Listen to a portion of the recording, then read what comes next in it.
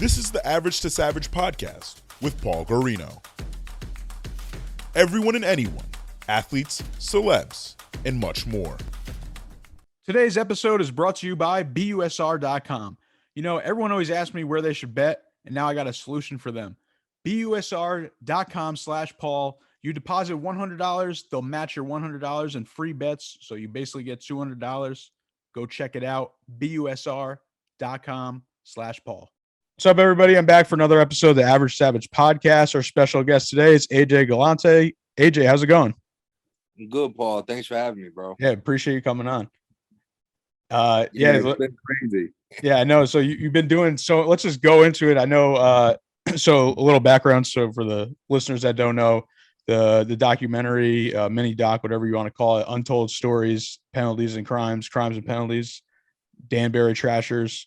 You were the GM at 17. How much are you sick of doing interviews yet? Hey, you know what, man? It's such an incredible story. As I'm learning to appreciate it more and more as I've gotten older. You know what I mean? So it's one of those things where I could talk about it all day in a weird way, not because it's like an ego thing, just because it's just I'm just so humbled how many people are just so interested in the story itself. Yeah, for sure. Like I knew about it, but I didn't know like the full details about it. I'm 29, so back then I was like, what? I don't know, really young. So yeah, I knew about the whole story and things like that. So it was dope to actually see it, and just being from Connecticut, it was dope to see you put Connecticut on the map and things like that.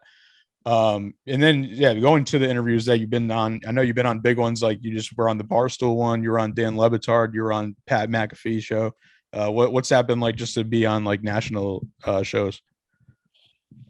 You know, man, I treat it, look, I'd be lying if I say it's not a cool experience. It's definitely a cool experience, but you know what, man, I mean, talking to you is just as much of a thrill to me. You know, I try to always, I was raised that way, to treat everybody equally. And, there are some people with bigger stature or whatever, but you know what, it's just humbling, that anyone is so interested in the doc and the story and the team.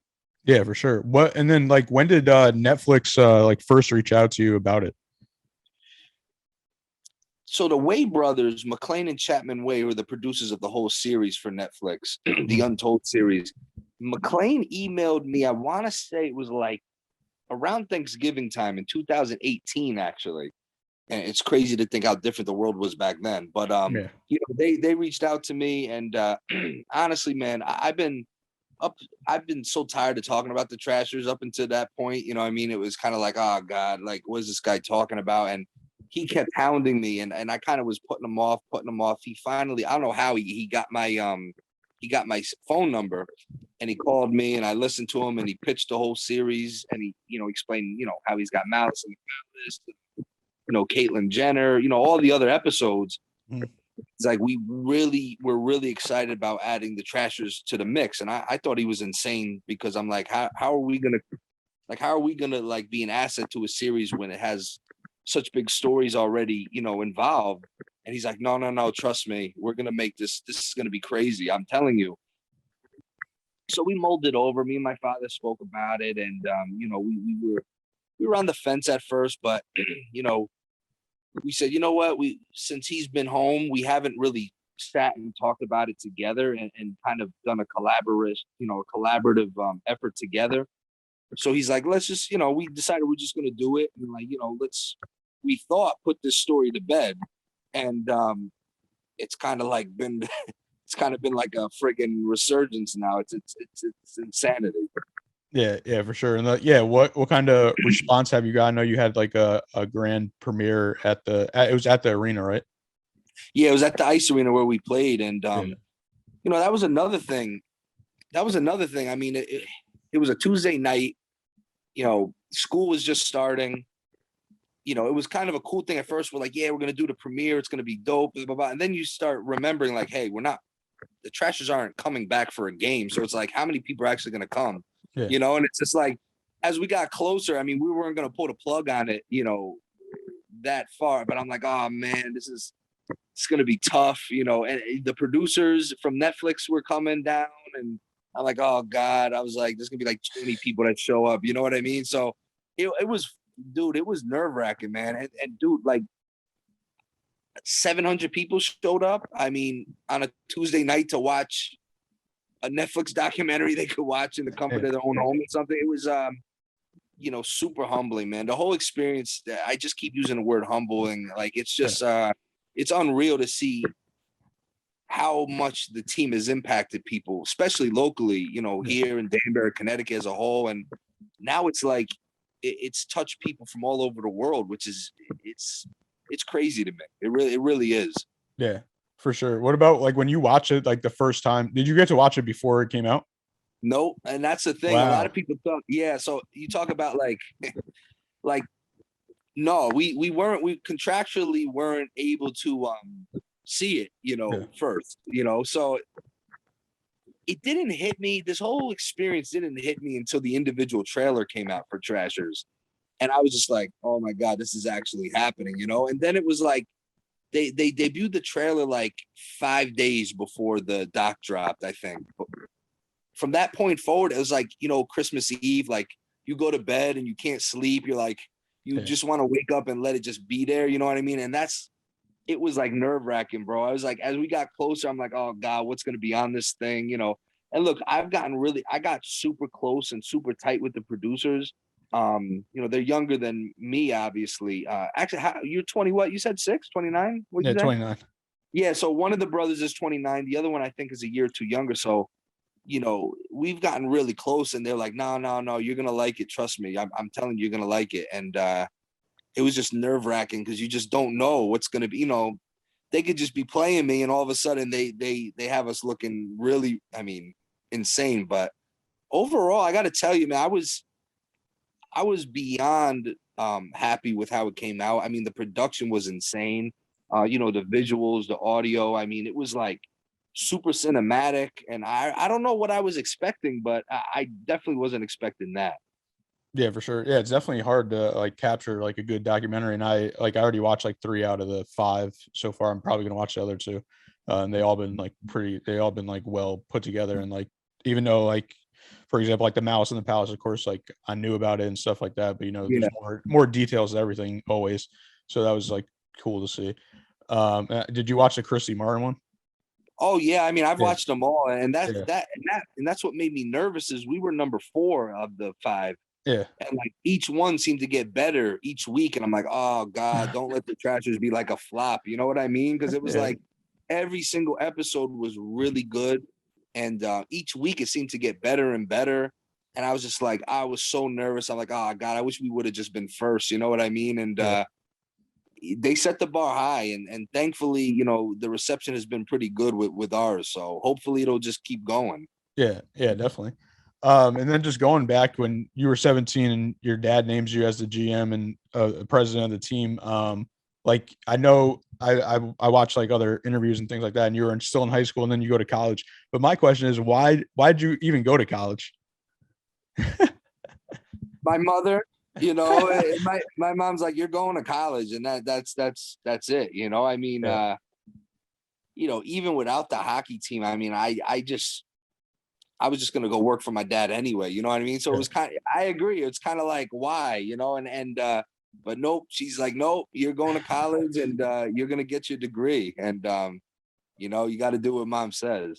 Yeah, for sure. Yeah. And then how was that just like balancing like when you were in high school, then you were in college, like with the team and doing schoolwork? Really hard, man. I mean, the adjustment was, it was tough. I mean, you're bouncing around. I mean, college alone is hard, especially your first year. You're kind of finding your bearings. I was dorming there too. Where I was only like 45 minutes from us, so it wasn't too far away. But it's like I had a girlfriend at the time that was home, so you're balancing your social life, you're balancing school. Now you got this whole thing. It was tough, but we had a good team around us, and it didn't all fall on me or my father. We had a good team, and I get a lot of credit and I appreciate it, but we definitely was a team effort. Yeah. Yeah. I think a lot of people don't realize, I mean, in the doc, you guys obviously made a championship, but you guys were like actually good. And like, did like anybody ever hit you up after like to hire you like NHL wise or like any other leagues? it's so weird you say that because so many people have commented and said that. Oh, AJ should be in the league now or something. I don't know, man. I don't. No one ever reached out. I don't think I was gonna get a call from the NHL. That's for sure. But no. I mean, it was one of those things where when the team was gone, it was like I was telling people I wanted nothing to do with hockey. After we lost the team, it wasn't the sports fault. It was just I didn't want to be around it. It was like PTSD. You know what I mean? It was like we had this run, and as quickly as we got up there, it would just flamed out. And no, I mean, I just figured that was it. I was just like, that's it. We peaked and that was it. Yeah, for sure. Then one of the funniest parts of the doc was just like the wrestlers coming to your birthday party, just like being huge and you guys just being like small. It was just funny. And I know they weren't like what they are today. Like now looking back at it, is it like crazy to you, like how big they became? Listen, we have some good luck rub on some of these guys. The only wrestlers I've ever met on that capacity, for whatever the reason, like within a year after, they blow up beyond it. I mean, the Rock wasn't even The Rock. I mean, Triple A, all those guys and China that came to my birthday, they were literally like, they were big, but they weren't like what they became like 8 months later and beyond. Yeah. And even John Cena, when he came to the game, I actually posted about John Cena today on the Trashers account. Mm-hmm. When he came, he was, big wrestler, but it was like after that, he just exploded. And I like to pretend like it was all because of us, obviously. But nah, man, I mean, it's to this day, when I see The Rock on TV, every other commercial, I'm just like, that's so weird. And my mom says it all the time. Every time she sees him, he was in our backyard. And I'm like, I know, it's so crazy. And they became larger than life. No pun intended. They just blew up. Yeah, definitely. Has The Rock reached out? Has he seen the doc? No, I don't. I have no idea. I'm hoping he sees it because he'll probably die laughing. I mean, Lord knows if he'll ever see it. But I have a feeling Triple H might have seen it. I hope he has. And hey, I mean, he lives right there. I don't know. He lives right around the block. Exactly. So I'm trying to get my my WWE debut one day. I just want a one and done. That's it. That'd be cool. I just saw they just had like Trae Young on, just like kind of randomly in the garden. Oh, that's what I want. I want to be a troll. Like I want to come out. My dream obviously was, that was my first love. My dream was to obviously be a wrestler. Seriously, I really thought I was going to be a pro wrestler. That was it. And I'm a little older now. I'm not a big guy, so I would love to be a bad manager, like a bad guy's manager. Come out, stir it up. That's what Trae Young did last week. Is exactly the moment I want. That's it. I just want an asshole chant and go on my way. Hey, at this point, it could happen. Like you're blowing up. Everyone, dude. All I really want from this, I told people, the only thing I really want to come out of this Netflix thing is to bring more attention to, the boxers I deal with and my gym and trying to build something special here for these guys. But the main thing I want, especially, is just want my WWE moment, man. That's it. If I could somehow got big, if this doc blew up big enough where they thought they could bring me in for a little heat, my life is, I wouldn't have to work again. That would be it for me. I accomplished everything I needed. Hey, I'm guaranteeing you that people at WWE definitely watch it. I mean, they had to. Oh God, I'm gonna keep pushing it. I'm gonna keep pushing it. Yeah, for sure. And then again, it went and blew up. You gotta tell me the Drake story, how he got your jersey. Oh man, now you talk about surreal. I mean, I'm sitting exactly where I'm at now in my house, and so it was the day after the documentary premiered. So it was Wednesday. I want to say it was September 1st. Yeah, Wednesday, and I noticed he started following me on him or someone who's handling the phone for him ended up following me on Instagram. And I was like, that's weird. And then he ended up following my gym. And I was like, what? That's really weird. So I kind of like left it alone, whatever. I was busy doing whatever. And then finally, like, it just was bugging me. So I DM'd him off the Trasher one. And I'm just like, hey man, thanks for the follow. That was it. And, he responded, and I was just like, there's no way this is really him. Long story short, we end up on a video call, and his face pops up, and I'm just like, holy shit! Like, it was so weird. Like, it didn't hit me till like after. I was just like, we talked for like 15 minutes or so, and super humble guy. I mean, I can't even tell you, like, super humble. Was telling me how he watched the documentary, he really enjoyed it. And I was just like, this is insane. You know what I mean? So then he told me, he's like, hey man, I got this album, and I live under a rock now, so I didn't even know he had an album coming out. So he he's like, yeah, I got this album coming out. I leave for Houston or Texas, wherever he was going. Yeah, Houston. Yeah. He's like, can you get me something tomorrow? I'm like, damn, I mean, we haven't played a game in 15, 16 years. I was like, I don't have jerseys, just, contrary to belief. People think I have like a war chest of jerseys over here. Everyone's hitting me up with jerseys. I'm like, I don't have them.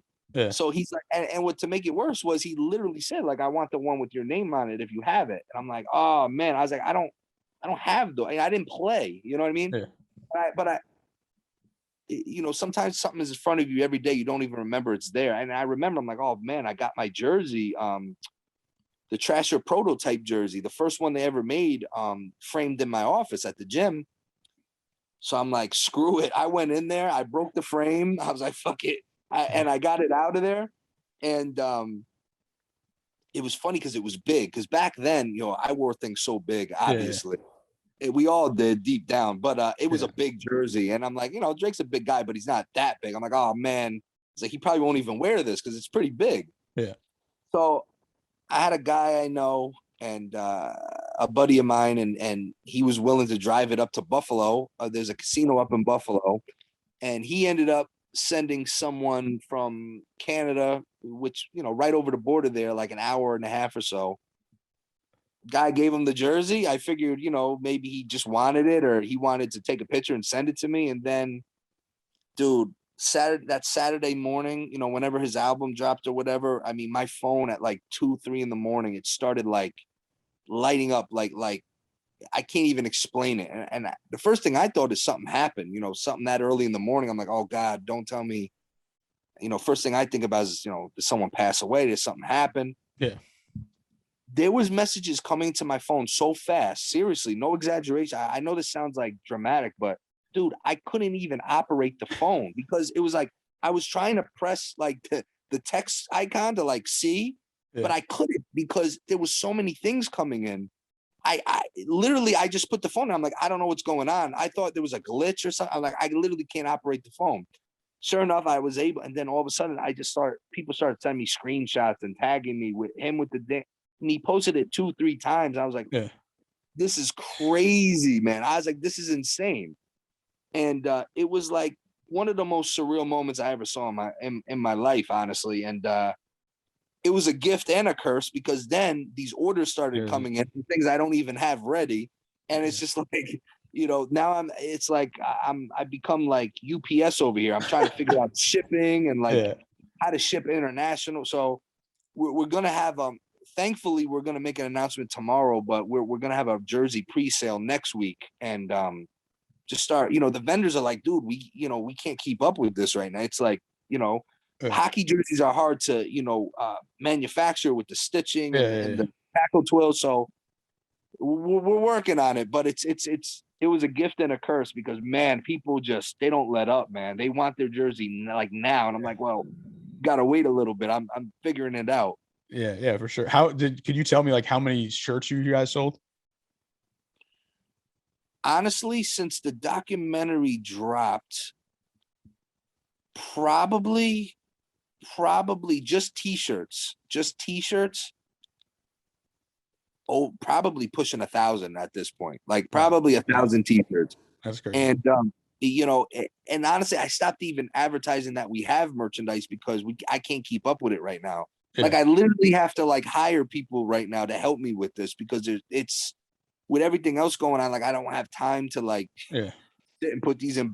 So we're working with different vendors. We're gonna start simplifying it, but had I had any more prep time for this, it would have been a lot smoother. But sometimes when an opportunity comes, you just gotta pounce on it. Yeah, definitely. What and like for the jerseys, like are you coming out with like just the black ones, the blue ones, or what colors? We're gonna do them all. I mean, we're gonna start literally people are literally because of him asking for the 17 Galante jerseys, which is insane to me. You know, it's like I'm like, dude, I wasn't a player. You know what I mean? Yeah. And it's like, but people are literally asking for that one specifically. So we're gonna start off with a pre-sale on that one, and in the meantime, we're also gonna start working on the other jerseys, our away white ones, the alternate blues.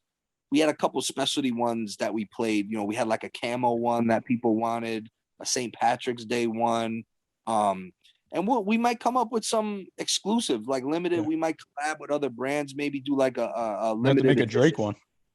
Well, listen, I kind of like planted the seed there, so maybe in the future, but like I know people want the Wingfield jerseys who played for us, so we're gonna have like custom options if people want their number and names on it. So we're working it, but literally it's like it happened so fast, and I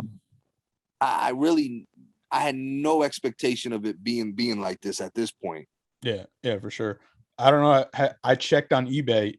There's a Brad Winfield jersey on there. Guess how much they're trying to sell for?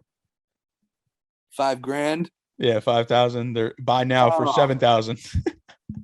Please don't buy that. Please just wait a few more weeks or something. Like, don't do that.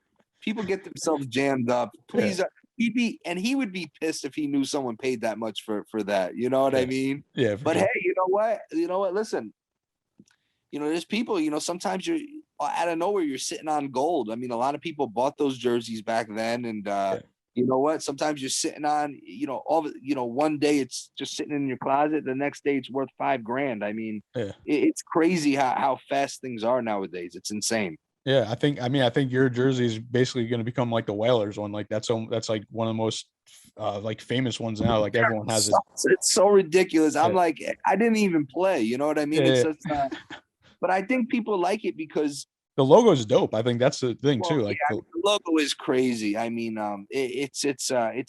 It's just it's going to be interesting. That's why it's cool. Like how long like you, if you saw it today, like you wouldn't think that was made in 2004. Yeah. So I think that's what it is too. It's like it looks modern. Well, I'll tell you a story that not a lot of people have heard before, how that logo came about, to be honest with you. Actually, there's not many people who know. I don't think I've told this story the past podcasts I've done was, so believe it or not, when we came up with the team, my dad came up with the name Trashers. I hated it at first. I'm like, oh, that's a stupid name. I didn't like it. You know what I mean? I don't know why. I just didn't like it at first. But, he's the boss, so that's what it was going to be, Trashers. So, again, it was 2004. It's not like you could go on logos.com and have like a dope logo made within a day or something like that. So we didn't, he ended up like, we had this corny logo to start. Like, it was like, there was no trash. It was like literally just spelled out Trashers. It was a horrible logo, and it just made me hate the name even more. So before we go to the press conference to announce the team on April Fool's Day of 2004, we're getting ready to go. We're in my dad's office on White Street. We're going to head to the rink. And, I'm just thinking to myself, oh, man, I hate this logo. I hate the name is bad. I was just like, this is going to be horrible. All of a sudden, someone brings in us a piece of paper, or two pieces of paper. One was a letter and one was like a drawing. So the letter, this guy, his name is Dominic Alessandro. He lives in Danbury, but he owns I believe it's a marketing firm in the city.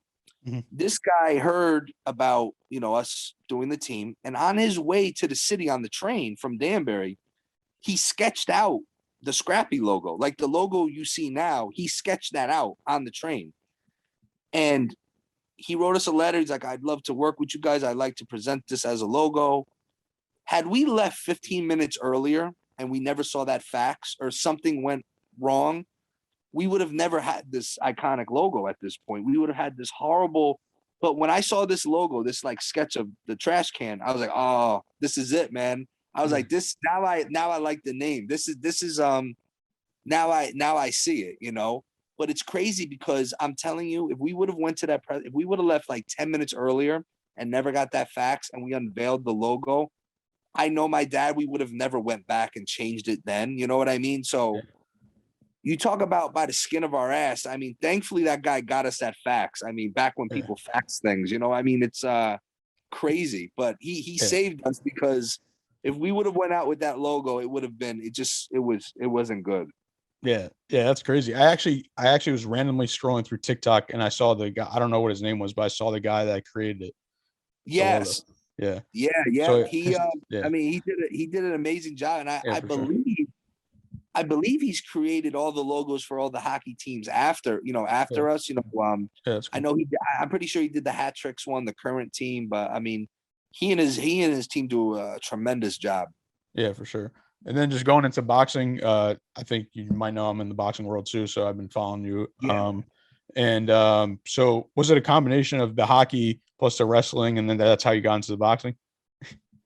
Dude, honestly, the same thing like it was with the Trashers. I got into boxing like total fluke. I mean, literally, it's like a 2-hour long story how it happened, but it just happened. Next thing I knew, when I woke up, I was in the boxing industry. I mean, I wasn't a boxing fan growing up. I mean, the only thing I knew about boxing was like Mike Tyson, like everyone else in the world, but I didn't know anything, nothing. Like I couldn't even tell you people, you know what I mean? So, I took a leap of faith, man. I was just like, you know what? When we lost the team, I felt such a void. Something was missing, and I don't know. It was something about getting involved with boxing. First of all, boxing's so crazy that someone like me shouldn't have been able to get into boxing. You know what I'm trying to say? Like, boxing's so insane that they let anyone in the sport. You pay your license fee and you're in. So I was like, the fact that I can just get into professional boxing on like a day's notice basically is insane. But I'm like, well, maybe we have something here. And, I have a very obsessive personality. So when I start getting into something, I get into it. So, it was kind of like, I'm going to help this fighter out for a few fights and then just whatever. And it just into now, a gym. I want to work with this fighter. Now I want to work with that fighter. Now it's like, I want to throw my own show. Now let's open a gym in Danbury. So I've been in boxing now 10 and a half years. I mean, I don't know how I still have any sort of hair, but it's just a crazy, crazy world. But you know what? You gotta be a little off to be in it. So I think a lot of the stuff with the Trashers actually prepared me in a certain way for certain things in this industry.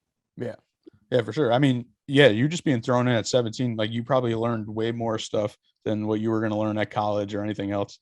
And then I know I tell the kids at the gym all the time. I deal with so many young kids. I said, listen, if you have the opportunity to go to college, if it's something that you, like I say, look, if you want to be a doctor, be a lawyer, I mean, obviously you got to go to college. I mean, I tell kids, there's no getting around it, So I tell kids, if you're in a position where you can go to college and you're not going to be in debt for 100 years after, you know what I'm saying? Yeah. Then, explore your options. I said, but I tell these kids all the time, I'm like, look, go to a trade school, learn a trade. I said, definitely. The best experience is hands-on. And I tell people, like, whether people want to say I was spoiled, I was given this opportunity, this, that, and the third. Look, at the end of the day, I took an opportunity and you got to run with it. And that's how you learn. You get thrown in the deep end and it's sink or swim. That's all there is to it. I mean, it doesn't matter how much money you have. It doesn't matter look, when you're in the deep end, if you can't paddle, if you can't doggy paddle or something, you're out of there, man. Yeah, for sure. And I know you got Mike Marshall fighting on the Tyson Fury Wilder card. How'd that come about, and like how excited are you for that? I'm so happy for him. Mike, I knew Mike. I was managing a kid out of Brooklyn, Frank Galarza, back in 2013 for like, God, we were together like almost 10 fights. And, Frank used to train out of Starrett City Boxing in Brooklyn. And I would go there all the time to watch him train, see the guys. And Mike used to be in there as an amateur, like 180 pounds soaking wet. And he was in I remember he was in the New York Golden Gloves. You walked in that gym, you knew Mike was there. You know what I mean? And that gym in Brooklyn, I mean, you to get noticed, you have to, you got to put yourself out there. So I always saw Mike, and he was living out there, obviously, and always cool to me. Always, I really liked him. And then, that was kind of it. You know what I mean? So next thing I knew, like flashback, like 4.5, 5 years ago, I'm in the office at my gym and Mike Marshall walks in. I'm like, the hell are you doing here? he's like, I met I have a girl down here now. I moved to Danbury. I'm like, you moved to Danbury? I was like, that's super random. So he started training. He started training here. He took a fight on a very short notice. He lost. I think it was back in 2016 or something. Bad loss, bad knockout. But I got to tell you something, man. I mean, if that was most fighters, they probably would never lace up gloves again. The way he lost, it was a tough fight. And then he took a 4-year hiatus, but he was still in the gym. He was still trying. He was still working. And we got an opportunity last November of 2020. We got an opportunity to fight up in New Hampshire.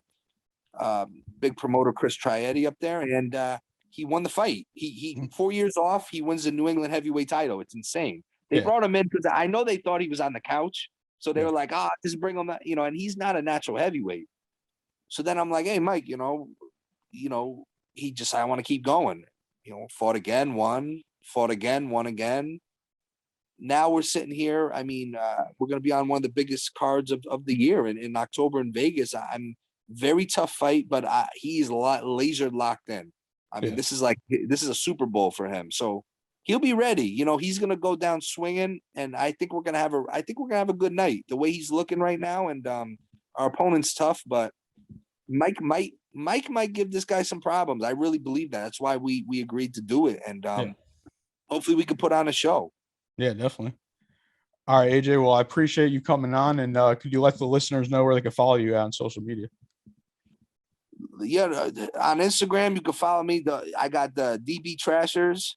That's the Trashers, and then just Champs Danbury. That's the gym. I don't have an individual one, but and on Twitter you can follow at DB Trashers.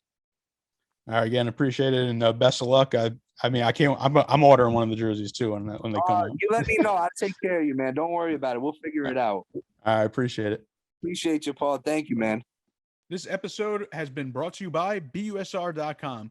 Go check it out to get your free $100 bet when you deposit $100 at BUSR.com/Paul.